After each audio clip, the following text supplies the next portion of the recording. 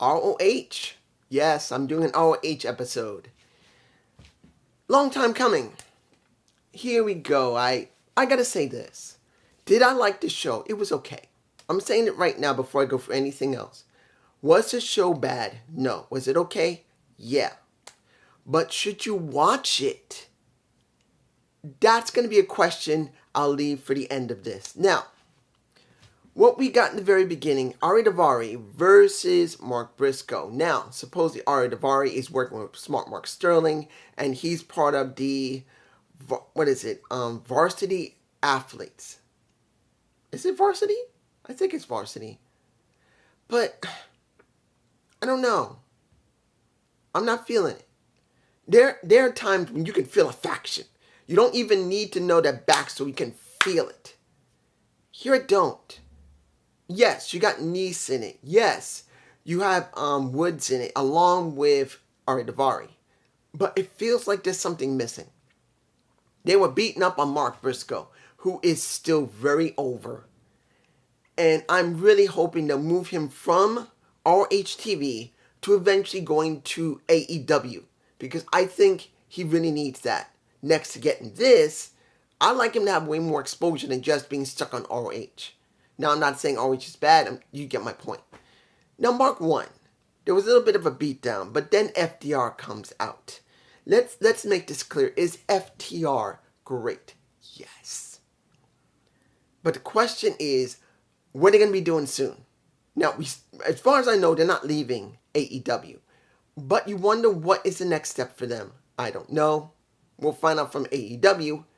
I don't know about ROH. Now, one of the 3 women's matches I was highly disappointed in. Not because of the match quality, but because of the length. Sky Blue versus Kelly, what is her name? Madea, I think. Maybe 3 minutes. Possibly 3.5, nearing 4. We get a match from these two. Sky Blue won. She's now part of AEW. I can understand they're not going to let her lose. There's no problem with that. It wasn't that bad of a match, but it was maybe 3 to 4 minutes long. Then, and I'm skipping around, then we got Willow versus, what is the girl's name? LMK. I can't remember it. What is her name? Lily. Oh, I forgot her name. Damn it. But pretty much she goes by that. The M means mean. But pretty much, that was a good match. But that was no more than 2.5, nearing 3 minutes. That pissed me off. You know why? Because the same booking that's going on in AEW seems to be a very similar booking here. You give us quantity. Yeah, there's nothing wrong with that. But quantity sometimes is not better than quality. Now, when we got the favorite match of the night, and I'll do that last. I got my thoughts on, but let's move on. Let's go to Wheeler Yuta versus Williams. Very good match. Between all the matches, it's a very good match. Tracy Williams and him, they came up around the same time. Seemed Tracy mentored him a little bit, even though they both came up around the same time. In ROH. I will say this. Wheeler Yuta's gotten really good. Not just in the ring, but his character, him talking, his charisma. It is well better than it was when he first started before the Blackpool Combat Club and was working with Best Friends. He's a vastly different wrestler, and I'm glad to see that. And it shows here in this match. It's not one of the greatest matches he's done, but it was a good match, and I'm not surprised he won. No problem. Now, I do have to say this about Copeland and Caprice. I believe his name is Caprice, who do commentary. I gotta say this. Copeland sounds fine. Actually, I like him. The one that never ages. I believe that's what he was said back in NWA before he started working with ROH. Well, going back to ROH here. This version of ROH. I like him in this position. But Caprice, I understand that he is the voice of ROH. But once in a while, I wish they would switch it up. Like put Mark Henry there. Or put Paul White there. I would like that. A little switch up in ROH. Not just for people you don't know about ROH, but also to hear a little variation in commentary. Because like in general commentary and Dynamite, it's sort of stale. The only time when it gets a little interesting when JR shows up. And not everyone's going to agree with me when it comes to Excalibur and Taz. They do good. Tony Schiavone goes on and off due to the fact he does interviews. And it gets interesting once JR shows up. Because he doesn't show up often because of his health. And he does give a bit of a change. But here, I wish they would do what they're not doing on Dynamite or Rampage. I would really like it that once in a while, they would switch out the guys that usually would do dark and dark elevation. That's what I like to see. That's just me. You guys tell me below. Now, the match that was interesting, the tag match of the, what is it? What is the guy's name? The Working Horse Men. Going off the what, Working Horsemen? Couldn't you pick something else than trying to do the Horsemen, the Working Horsemen? But I will say when it comes to Drake and Henry, they are good wrestlers. I won't take that away from them. Then you got Shibata and I believe one of his own young boys, Alex Coughlin. I believe they call him the Android. I can see why. I'm not putting any images in here, but taking, I believe, Henry, grabbing him while they were both prone on the mat, and he literally lifts him up, do a suplex while holding him in the air. I might actually use that as a no, not that one. That's not going to be a thumbnail. But seeing that is not easy to do, no matter the guy's light or heavy. That was impressive. And I'm not surprised Shibata won. But now Shibata and his apprentice, as you would call it, young boy, they're going to be doing a match for the Pure Championship. Shibata's got the title, and Coleman is going to try and get it. I'm sorry, I'm calling him in the wrong names. This is the first time I'm really watching ROH. If I even do another episode or more, I don't know yet, so I'm going to botch the names. I'm sorry. If you're going to tell me below, this is how you say it, I'm going to still botch it. So don't try. Not to be insulting. I'm just bad with names until I get to know the people. That's just me. Now, Tony Nese. I kind of feel sorry for Tony Nese. Now, I went up against Stu Grayson, which I found Stu to be really good when he worked with Evil Uno. And working by himself, he's fine. In fact, the match he had with Mox was really very impressive. He showed a good amount of personality. He showed a good amount of ring work. He could be like a hardcore wrestler when he wants to be. That is Stu Grayson. I liked him.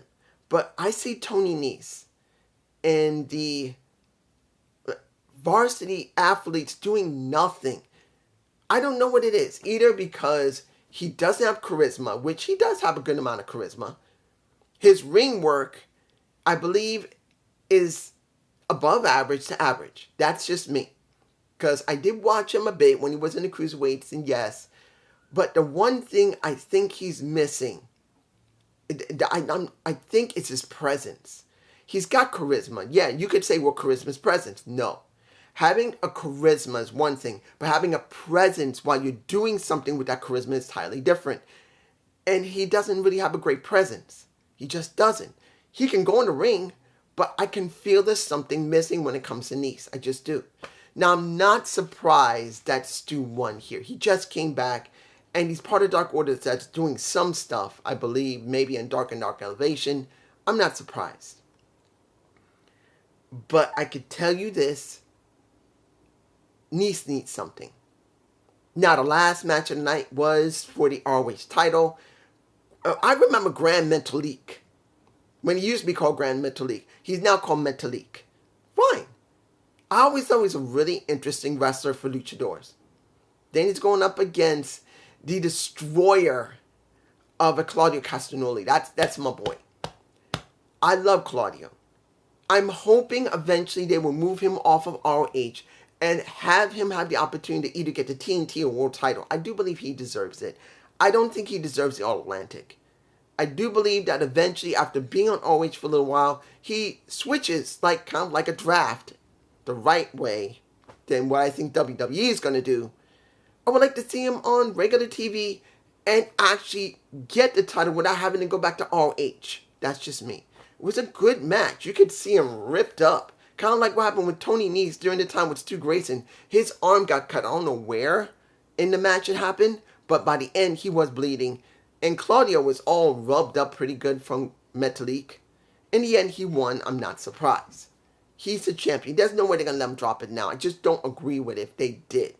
He's over with the fans. He's got presence. He's got charisma.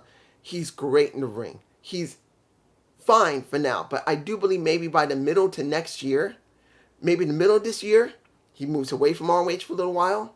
Stays on the main. I want him to go after the TNT title. I want him to go after the world title. That's just me. But he won't go after the world. He'll go after the TNT. I'm fine with that. Now, here's for the one that... The dark one. The true dark one is here. Athena versus what is her name? What was her name? I can't pronounce it. The Basha? The Alba... Kind of like almost... how can I pronounce her name? It was almost like Benoit or Demois. I think that's her name. She went up against Athena, who I said when she went up against Mercedes Martinez for that damn title, that she has something I wish they showed on regular Dynamite and Rampage TV. It pissed me off when she won the title that she looked different. You could feel the difference. And I did see a little bit of, if you haven't seen the oral session, well, not oral session, the session, she spoke, and I could tell you she sounds way more happier. She does. She sounds way more happier than she's ever when she was working NXT in WWE. She just sounds great. She just sounds much more happier. And it shows in this match in her personality. She acted like a damn freak. And she, Lily DeMoss, I believe that's her name, got drop kicked four straight times with shotgun drop kicks. She's beating the crap out of this woman and showing a personality I've not seen her have in a very long time or ever. She just looks better. And this is a person I wanted the TBS title to go around the waist of. If they had allowed Athena and just let her, it would have felt more substantial. Taking nothing away from Jade. Jade at the point now, she's held the title long enough. She needs to drop it. If she had dropped it to Athena, it would have helped the title more. Because Jade got as much as she could out of a new title. Elevating herself along with the title. She needs to move away from it. And Athena would have been one of the best people to drop the title to, but nope. But here, you look at Athena. She feels like a dark goddess. Someone who just doesn't care. And after the match was over and when the interview with Demas, I believe her name is that. Mispronouncing it, I know. She says, well, I'm glad to be here, but this is not much honor until she got elbow to the damn face. That will probably be my thumbnail. She getting elbow to the damn face. And pretty much, Athena made it clear, I'm getting tired of these hussies. I'm getting tired of these hussies. She's telling the interviewer, if I don't get some new blood that actually means something, I'm going to wrestle your ass next. And she uses a damn title to splat that woman's face in. This is a champion who is no nonsense, who's not cheating to win. She literally just destroys her opponents. And with her pedigree, I believe it. This is what a champion should look like. And it hurts me to know that she had a chance at the TBS title and Tony was not willing to pull the trigger. I'm just saying. Now, mind you, her personality like this for her character did not exist yet. It's understandable. But at this point, you could, in 6 months, move her away from ROH, throw her on TV. If Jade is still the champion, just make her drop the damn title to the damn Dark One. the true dark one. But it's just me, and I hope you enjoyed this ROH review. I do not know I'm doing another one. I don't know if I will. I do not know if I'm doing another one. If you guys like it, fine. I don't know if I'm going to do another one like this because there's no way I can do it in the same day as Impact Wrestling. Would be only on a Saturday. So if you were willing to wait until Saturday for my review, this is what you would get. Peace.